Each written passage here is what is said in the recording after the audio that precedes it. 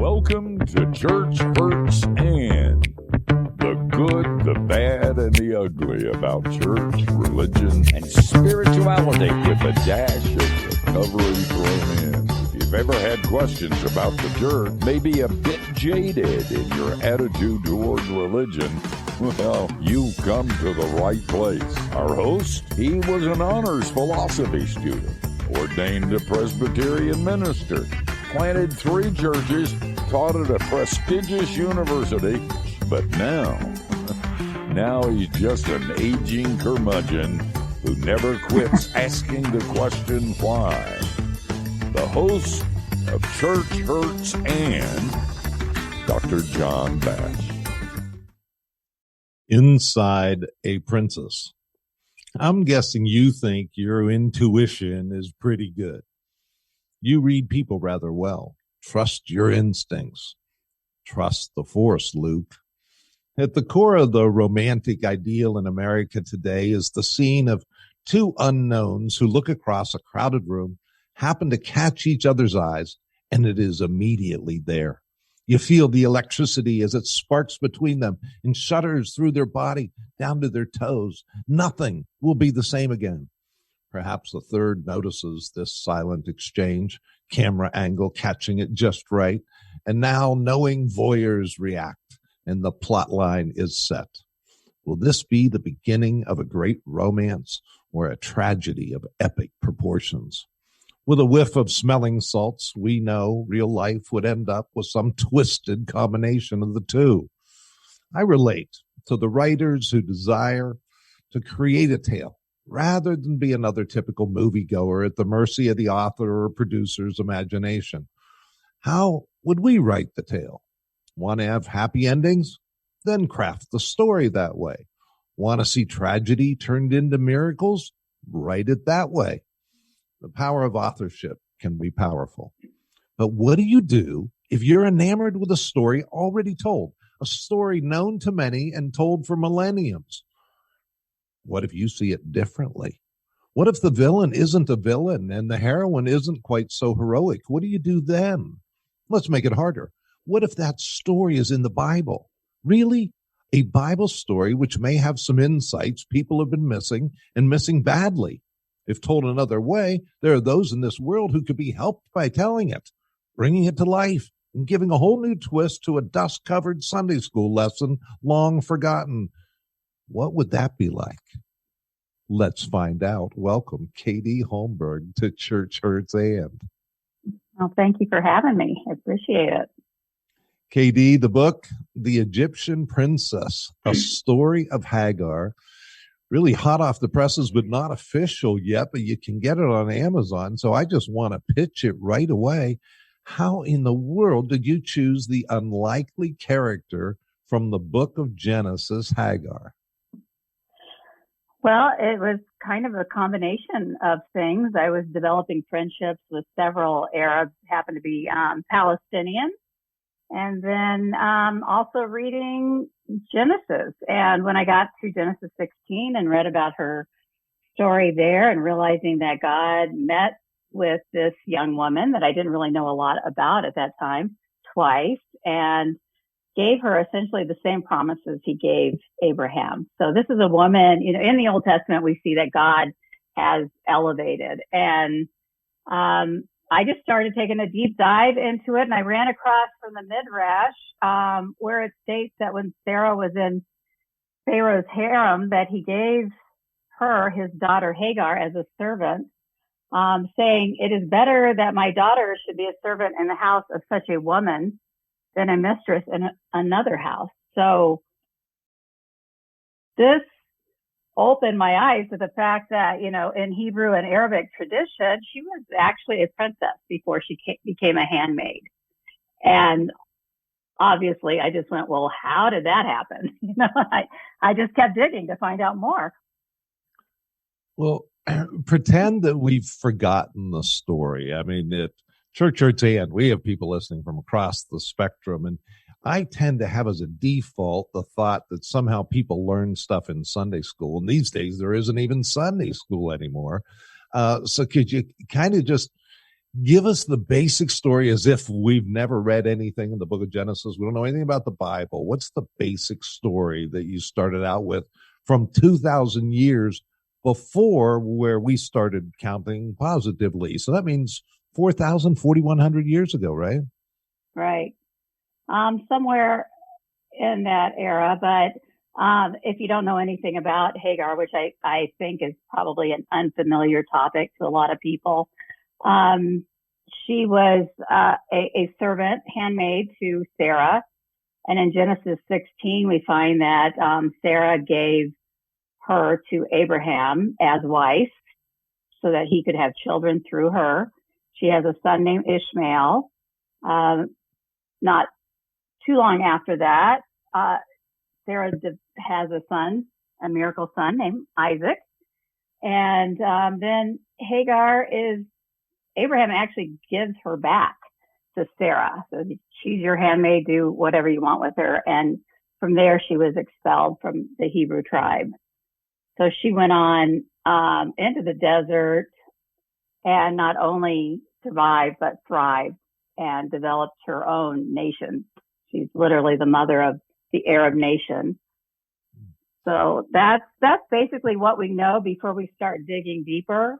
But I did see that if it's true she's a princess, she actually would have been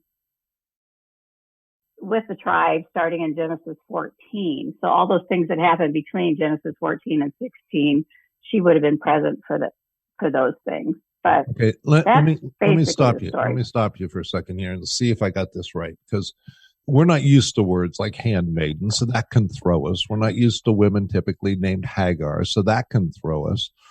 But basically, if we picture 4,000 years ago, I mean, the world really was made up largely of tribes, right? I mean, this is people just trying to figure out how to get along and who's in the region where they are. It's didn't have the nations like we have now, except Egypt, right? And ancient Mesopotamia, where Abraham and Sarah came from. So that was pretty much on the decline while Egypt was rising, during the dynastic period. And so Egypt at that time was arguably the most sophisticated culture of the day.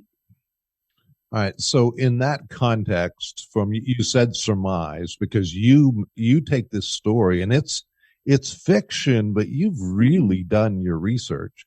But again, to kind of just put it into more of a modern mindset, you really have a woman who there's a good chance she might have been raised in a royal household for what that meant in those days, but ended up being given away to kind of a prominent man, but really in a tribal fashion as a slave.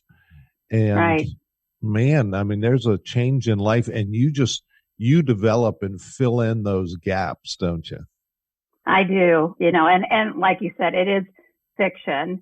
When I realized, from the Hebrew and the Arabic traditions of her being the daughter of a king, that's where my research turned. So I started looking into ancient Egypt and that dynastic period and figuring out what that looked like to be a princess at that time. And it pretty much didn't change through the dynasties.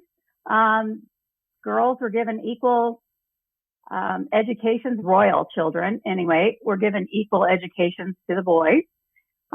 So, it developed a character that was educated and sophisticated instead of kind of this throwaway little slave that we see when we pick up the story in Genesis 16. So it just gave me a whole different view of who this woman really probably was. And really to jump just way ahead, but the practical implications for women, for moms, they're going to be reading a story, but there's some really healing stuff here. So tell me about your personal context, like who in the world is Katie Holmberg? What's your life like, and why did you end up with a passion for this slave woman? I don't, once I started reading about Hagar, and that was almost 15 years ago, and I just could not get her name out of my head and just kept kind of going deeper and deeper into things that I could find about her. But for me personally, it was at a time too when I was experiencing an empty nest, when kind of that sweetest season in a mother's life is ending permanently. And I mean, there was, experiencing that kind of loss. And then reading about a woman who 4,000 years ago that God saw, and she named him, the God who sees me. And he saw me at that time. And before I even knew it, with Hagar, this was moving me. He was already moving me into a new purpose, to tell her story. And just the idea that 4,000 years ago, he saw this woman alone in the desert as a single mom. She's a single mom. It's different for me, but he saw me where I was in that time and provided for me as well. So I think a lot of women can relate to her on a lot of levels. If you're listening to this and you want to find out more and get the book, you can just go to katieholmberg.com, and I highly recommend it. Let me just take a break for a moment to mention the group that I work with. It's called Standing Stone. And Standing Stone, we really care for frontline workers in the spiritual world, ministers, missionaries, recovery specialists. We provide an arm to lean on, an ear to listen, understanding from experience with unceasing prayer. This is all done with no cost to those receiving help from Standing Stone Shepherds because of your faithful gifts. I am one of those shepherds who depends upon your support. And so we humbly ask you to consider giving today. Just go to churchhurtsand.org and you'll find the donate button, and consider, if you would, how you could help today. Your gift means more than you know, and we'll squeeze every penny. Having said that, Katie, there's you're going to be rich because so many people are going to buy this book. It's just really good. It's really good stuff, and people don't realize, but I mean, it's hard to sell any books these days. But you got a topic that I think is really going to touch a lot of lives. How did you get into writing to begin with? This is a later in life venture, isn't it? Right. As far as taking writing seriously and developing the craft, I've always dabbled a little with poetry and, writing church bulletins or neighborhood newsletters. But it wasn't until I decided to tell her story and I wrote the story down, and I'm a big reader. I've always read a lot.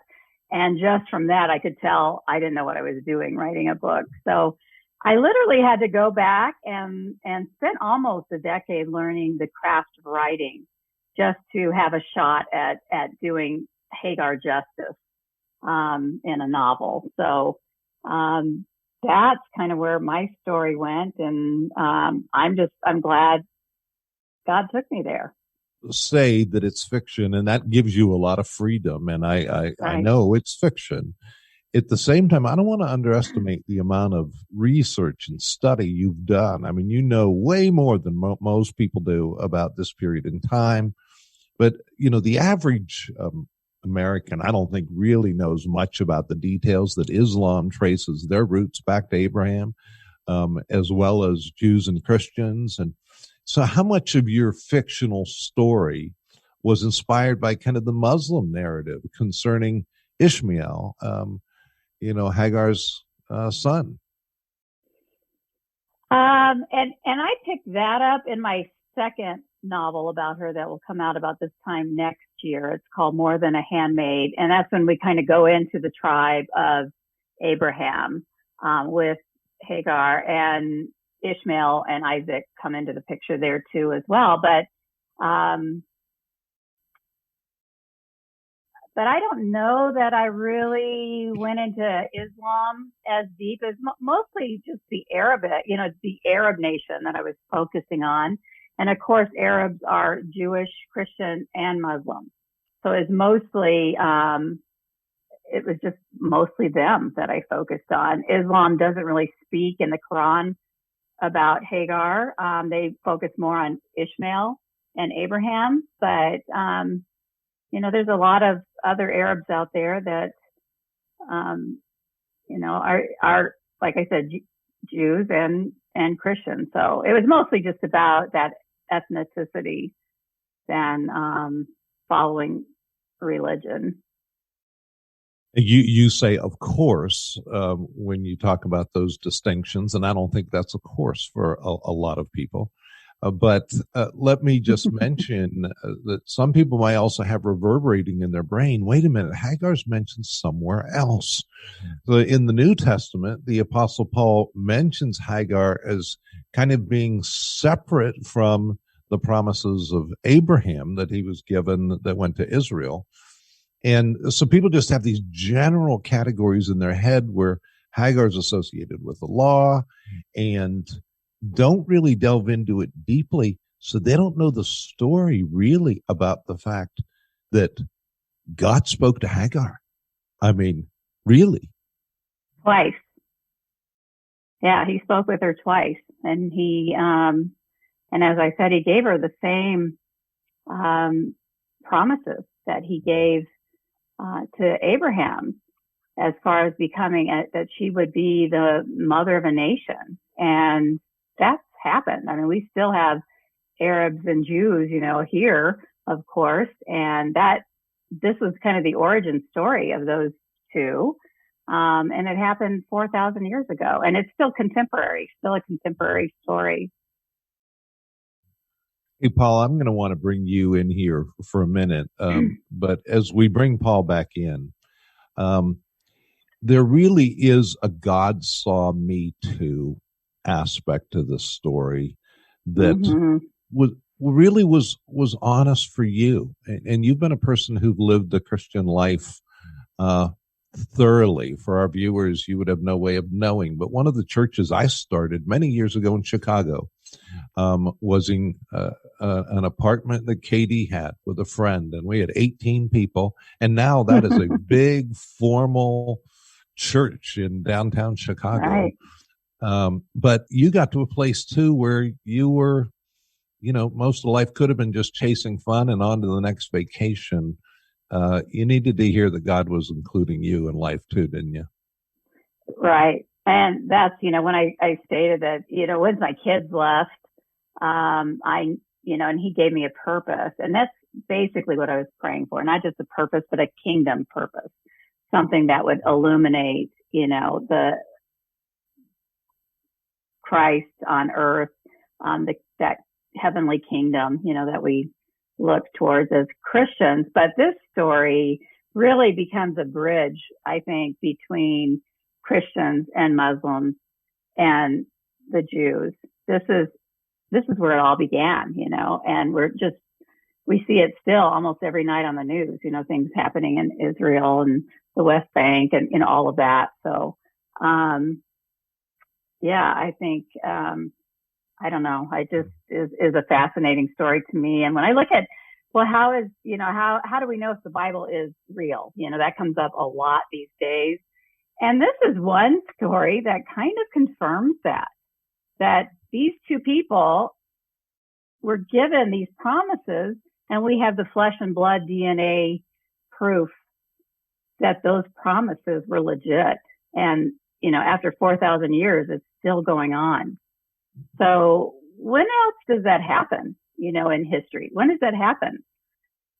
So anyway, I just still think she's a fascinating woman, and brings very much to my experience as a believer, and also in how I view, the Arabs and the Jewish nation, just giving me more understanding of both of them. Hey, Paul, what are you thinking of this? I mean, we do church hurts and when you want to talk about church hurting, you get into these kind of issues. Man, people just get divided. It's interesting. Inside of churches, you have different views of what this really brings current. But what do you think of this story? Give me your views so far. I think it's another example of what Cecil B. DeMille, the famous movie producer from the 20s and 30s, said. He said there's a movie or a book in every page of the Bible. And I just don't Mm-hmm. know that people really look at it that way. I actually had a class at the University of Michigan in the 70s when I went to college there, and it was a great literature class. And one of the great literature we read was the Bible. And they didn't view it, they said, leave aside whatever your religious ideas are, true, false, right, wrong, real stories, whatever you want to think of it as. It is filled with powerful stories. No wonder this book has survived, not just because of its inherent truth, but the way they truthfully told tales to people. And I don't think we think of it as that way. I don't think we go back and look for empowering female stories or uniting stories that bring different groups together. We look for the lessons in the Bible. We overlook the power of the stories. That's my feeling. Mm-hmm. Mm-hmm. Yeah, I agree with that. One of the things it did for me, KD, is it really gave me some freedom to think beyond what is actually written. So, I picture the stereotype of Abraham. The average person pictures a Sunday school kind of drawing. Oh, yeah. Some guy with a flowing robe and a big beard or something. Yeah. Yeah. Placed on the flannel board. Do you remember that? Exactly. Big staff, But in reality, Abraham was a big deal, right? Oh, yeah. Right. We're talking about, he was like a major, like business owner in terms of the amount of sheep and cattle and, lots of people underneath. And the other thing I find amazing, and I think you touched on this, and I hope I'm understanding it correctly, is this is where sort of the tribes come back and unite. There are three separate religions that have a book in common: Jews, right, Muslims, and Christians. They all start from the same stories. They all refer to the same book. And it really, Abraham is kind of, isn't that where sort of maybe at that point, I guess if I'm understanding it correctly, this is where they start to diverge, and this is the first point. Much later, obviously, it's all a question of, is Christ the chosen? The Jews say no, the Christians say yes, and the Muslims say maybe, but there's another guy you got to bring in too, Everybody's got their opinion of where that lands, but they all kind of intersect back to Abraham. They all see themselves as Abrahamic people. Absolutely. Yeah. More so Abraham than in the book, because we really don't have what we consider the Old Testament as Christians, or the Torah, the law, so forth for Jews. That's not the same for Islam, but it is the same in the sense of going back to Abraham. Exactly. Yeah. Abraham's so right kind of here, you're talking about the story you developed, Katie, really brings to life the personal thing that 2,000 years later, but it lets me think about that, want to do that with really all the rest of the Bible. Say, what are some of the stories behind what were those characters really like? Yeah. What was the, that kind of thing. And let me ask you another so I'll ask the bomb thrower question here, and I don't have the answer to this here, but so many people want to debate. Is the Bible literally true? This is an actual person, an actual story. There really was a Noah. Or is this just an allegory? This is just a story. And does it matter? I don't know. I had a Sunday school teacher once that said, she got so frustrated, she said, I don't know. And it doesn't matter. It's still, there's a story there, and learn the point of the story, whether they really were there or they're exaggerated or a screenwriter made them up. God, the screenwriter, made them up wholesale just to make a point. I don't know. What do you think? Wait, Katie. This is Paul, who makes fun of me all the time for the theologians and the historians that I love to have on the show. He does. I get a novelist, and he asks you about inerrancy. Really? Because she studied this, and right. Is it important? I'd just be curious. I sense that you see this as a real person that really existed, and this was that. Or is this a story of somebody that's either is this a story or is this history or both? I don't know. I actually believe it's history. I can't doubt it, because we have Arabs and Jews today. Mm-hmm. So, and this was their origin story. We have a record of where those two ethnicities or whatever started. Right. I mean, we have that. And the thing I did learn in researching this is that the Hebrews, you really can depend on their documents in history because they were very honest about it. Most kings at the time, especially Egyptian kings, Mesopotamian kings, and all of that, they never recorded their defeats. But the Hebrews write it all down. I mean, look at what we know about David and Solomon and all those guys, and Abraham. That's a good point. Some of the things are not in their personality weren't really shining, but they wrote it all down, the good, bad, and the ugly. So, I found a lot of comfort and belief in reading their documents and studying, what they had to say about it, because that was a big difference I found from that and reading like ancient Egyptian texts. Interesting. Do you happen to get into the part of the story that is really humorous to see people try to clean up for church, where one might crassly say where Abraham pimped out his wife? Do you get into that part? I do in my second book. So okay. This is the first in a trilogy, and the second book takes us into all of that. So it goes pretty deep, and that was a lot of fun, just because leaving this book, Hagar and Sarah are on a pretty good standing, a pretty good footing, and there's a lot in Hebrew history that talks about Sarah, that Hagar had her own tent, that Sarah encouraged the other women of the tribe to get to know her, to visit her, to show her hospitality. So they were, going into this, they were friends. And to be able to take that character arc and then turn it on its head when everything goes, sideways for the two of them, that was a lot to write. But that is all, in the second book. But all right, people are going to have to. They're going to have to pick it up. The Egyptian Princess, A Story of Hagar. Katie, thank you so much. I'm really looking forward to your writing in the future as well. But let's make sure we pick up that one. Let me say a word before we go. If one was to do a scholarly study of the handmaiden Hagar, it wouldn't take them long to discover Katie surely isn't the first one to have found Hagar's story compelling for speculation. In the 1970s, there was a trend in Israel to give the name Hagar to female newborns. This was a controversial way of showing support for reconciliation with the Palestinian and larger Arab world. No small issue in our lifetime. African American feminists often appeal to Hagar as a model for their cause.